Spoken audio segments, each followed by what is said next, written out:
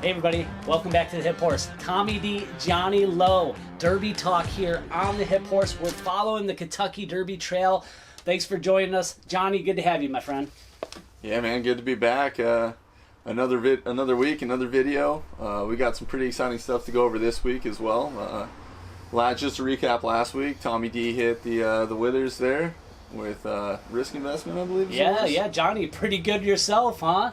Nailing it out of the park. Ran second with Overtook at 9-1. That horse just has such a good pedigree. I think he was closing fast there. A little bit more distance might be right up his alley. And we hit the Tampa Bay Derby right on the head. We had Candyman Rocket there. He held on at the end and beat the other Mott horse. So not a bad week for us. Awesome. Yeah, good job, Johnny. We've got through a couple winners there. So if you're tuned in, good job. Let us know you hit it.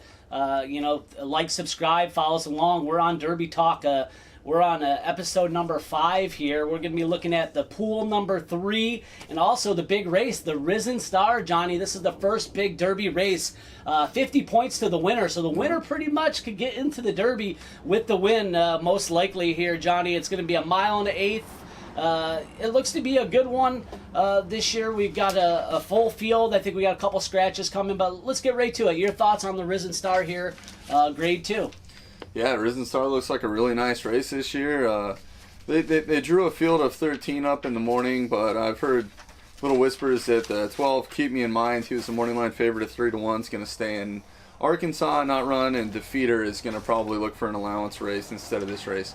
So it looks like a field of 11 going forward. There's a little chance of rain. That might affect the field. But in the past, it kind of seems to me at the fairgrounds, you kind of want to be more towards the front. Then coming off the pace, there's an invader in Senor Buscador.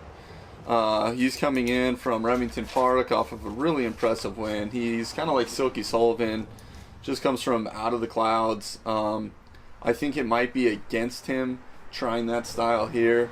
So with that being said, our Pool 2 Futures third place, or I guess third slotted horse that we had, Midnight Bourbon, is in this race. The Tisnow horse out of Catch the Moon, who's just been an unbelievable broodmare and has such a nice femline.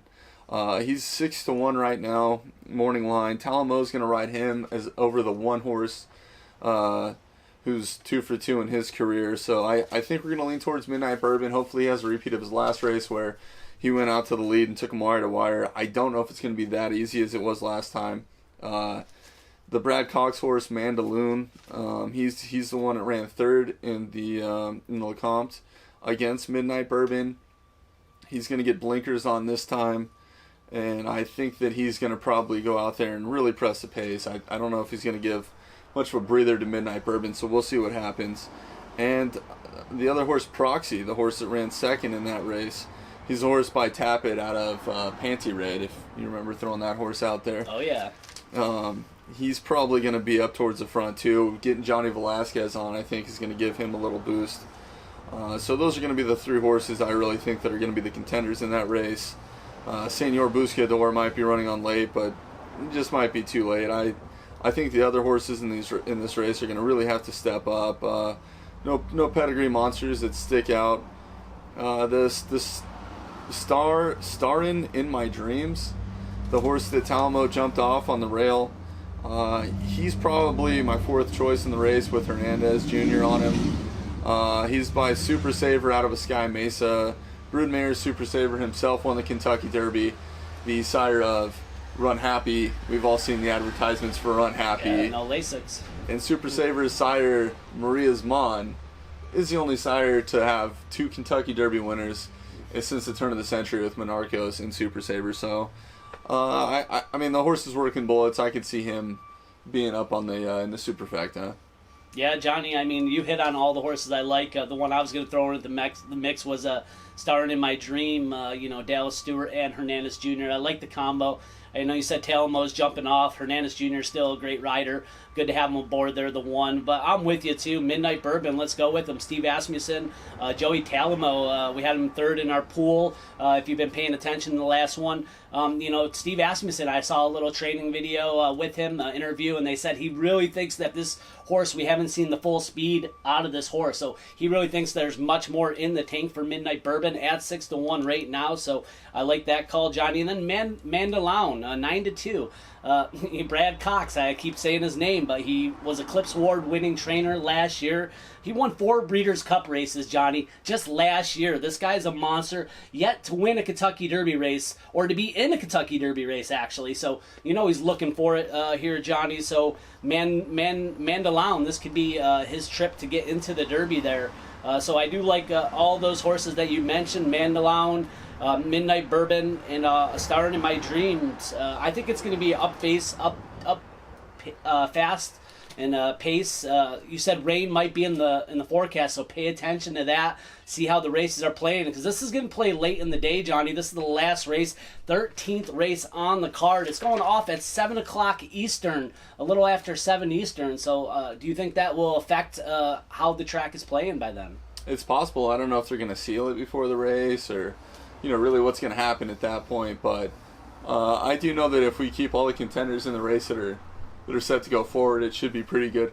One note, it's a side note, it was risk-taking, not risk investment, that won the Withers. Sorry about that one, guys. Oh, it's all good. Hey, Johnny, a little error once in a while is not too bad.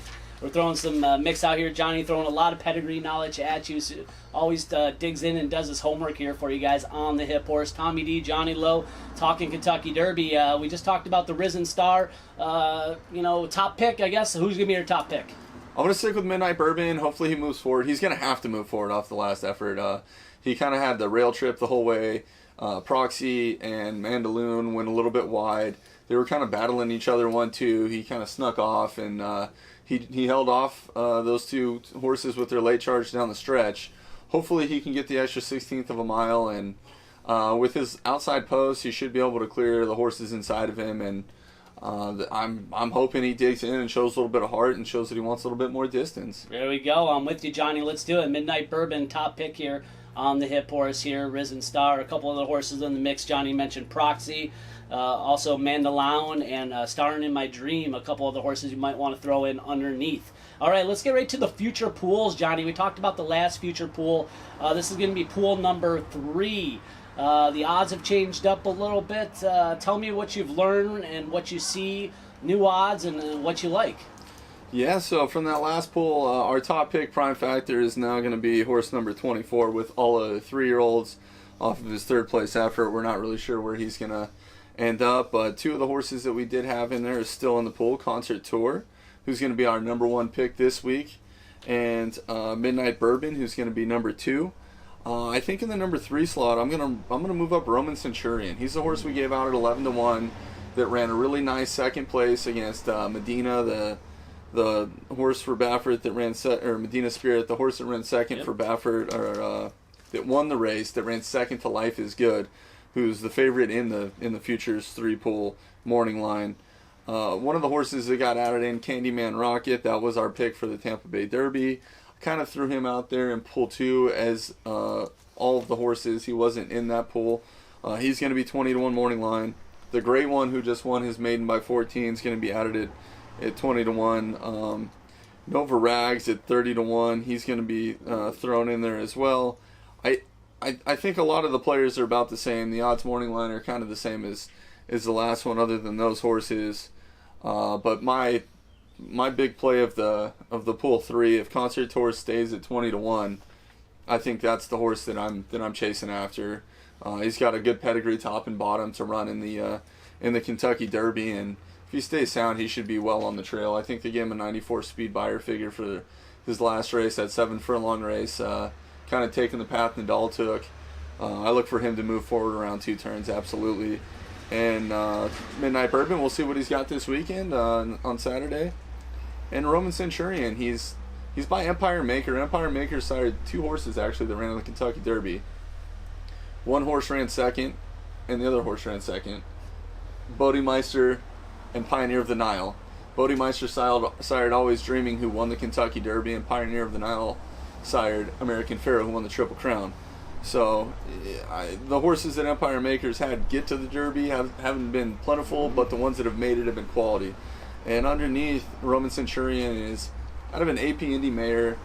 He's got Stormcat on a little bit further down in the pedigree on the bottom side. It's a really nice mix for me. I look at Bodemeister, who went. He was out of a Stormcat mare with APND pretty much in the Stormcat line on the bottom. So you kind of interchangeable down there, but very similar breeding.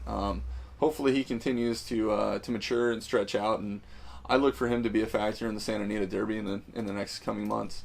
Yeah, Johnny, I like the calls here. Concert Tour, Bob Baffert 20-1. I think the odds might have been a little bit lower. The performance wasn't the most eye appealing to some people. Maybe it would have been a little bit lower if you won a little easier there. But this could be a sneaky one. As you know, Bob Baffert just prepping these horses, getting them ready as time goes on, especially as a 3-year-old coming into the mix. Midnight Bourbon, as you said, 30-1, getting a nice little price there. And Roman Chachurian, Simon Callahan, like you said, we gave that one off. And I know you love APND up top and Stormcat on the bottom. I've been hanging out with you for a while. Johnny, the only one I might throw in the mix here is Risk Taking. Gave him out on the last video. Pretty impressive. 15-1 you got right here. Chad Brown, friend. So that's the only other one I might add to the mix. We're talking future pool number 3. Derby Talk Kentucky Derby 2021. Run for the Roses. We're not too far away, Johnny. Anything else you want to add to the mix for everybody before we get out of here? Yeah, we've got one more points race this weekend up at Golden Gate Fields. I don't think it's going to have any impact on the Kentucky Derby other than a few of these horses are going to get a couple points. It's on a synthetic track. Could you name the last horse that won the Kentucky Derby that won a graded stakes race on a synthetic track on the way to the Kentucky Derby? I can't, but can you? American Pharoah. Here we go. Yeah, he won the Futurity at Del Mar in the last year that they had a synthetic track. Yeah, so... Man. That's a trick question. Who would have thought that would be the horse that did something like that, right? In this race, it's a field of 9 going forward. There's a horse, Rombauer, Michael McCarthy. Kyle Frey's aboard. He's going to be 8-5 morning line favorite. They were going to run him against Medina Spirit and Roman Centurion and decided to go in this spot instead. I'm going to go with the filly. I'm going to go with Javanica. She's trained by Owen Hardy and ridden by Frank Alvarado. 5-2 morning line, hopefully stays somewhere around there. Wouldn't be the first time a filly won this race, and I just don't see a whole lot with all these other horses. I'm actually more interested in seeing if she could do it. Maybe she gets, I don't know if it still gives you a berth into the Preakness, but would be nice to see a filly in the Preakness this year. Yeah, definitely. Always good to get a good mix in there. Always good story having the fillies run against the boys. I'm with you there. I'll jump along. I didn't really cue into this race like you did, so I'm going to jump on your coattail here and cheer on the filly here. So talking Derby talk here, Tommy D, Johnny Lowe. Anything else, Johnny? Yeah, one more thing on the filly and the Preakness. Yeah. Maybe one of the viewers knows, I don't think filly has ever won back-to-back years in the Preakness since we had Swiss Skydiver do it last year. I don't know if Javanica would be the horse to do it, but let's just say Christmas Miracle happens and she does. That could be something new. It could be some kind of new record. I don't know. So I guess time will tell. Hey everybody, and thanks again for joining us on the Hip Horse. If you haven't ring that bell for notifications, give us a thumbs up. Throw down in the bottom who you like. We want to make this more interactive. The Hip Horse, Tommy D, Johnny Lowe. Again, Derby Talk, baby. We're not too far away. First Saturday in May, Johnny. It's not too far away. And we'll catch you next time, everybody, on the Hip Horse.